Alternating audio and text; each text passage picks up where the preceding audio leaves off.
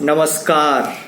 कहते हैं ना कि आपका कर्म महान होना चाहिए। जब कर्म महान होता है तो उसकी छाप और उसके पदचिन्ह हमेशा इतिहास के पन्नों में दर्ज हो जाते हैं।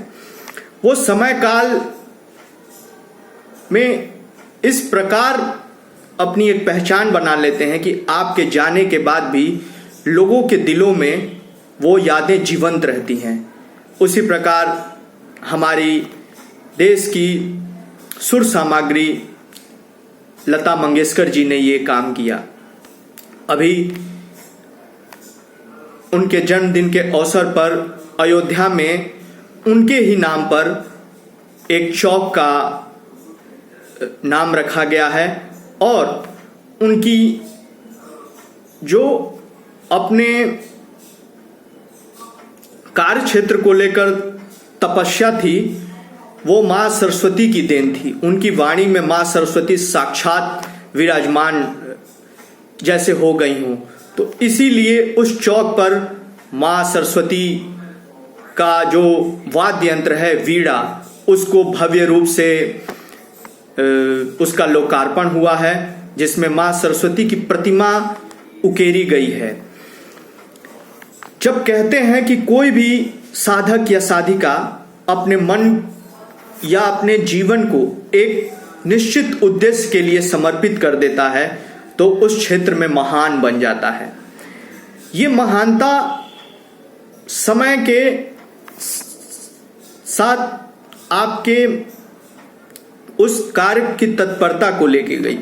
अब जो ये चौक का लोकार्पण हुआ है उससे भारत की जो संगीत विरासत है वो तो बहुत ही समृद्ध है।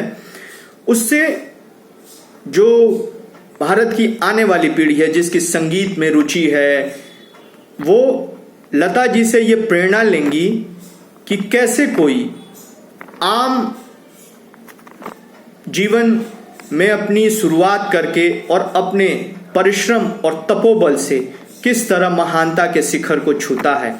ये सब तपस्या का ही फल है कि हम दिन प्रतिदिन छोटे छोटे अपने कदमों के द्वारा एक महानतम ऊंचाइयों को छू लेते हैं। मार्ग में बाधाएं भी आती हैं, लेकिन उन बाधाओं को हमें पार करना होता है।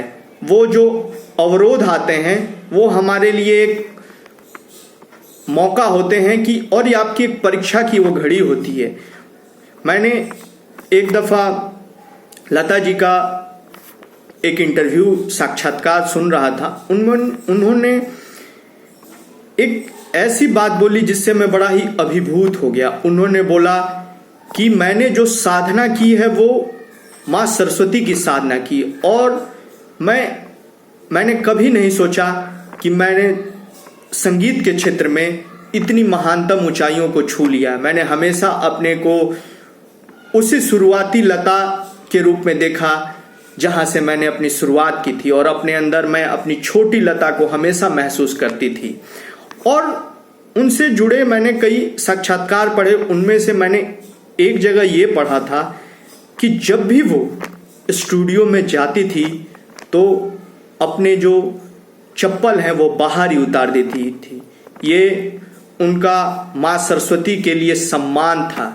ये होती है साधना, एक संपूर्ण समर्पण।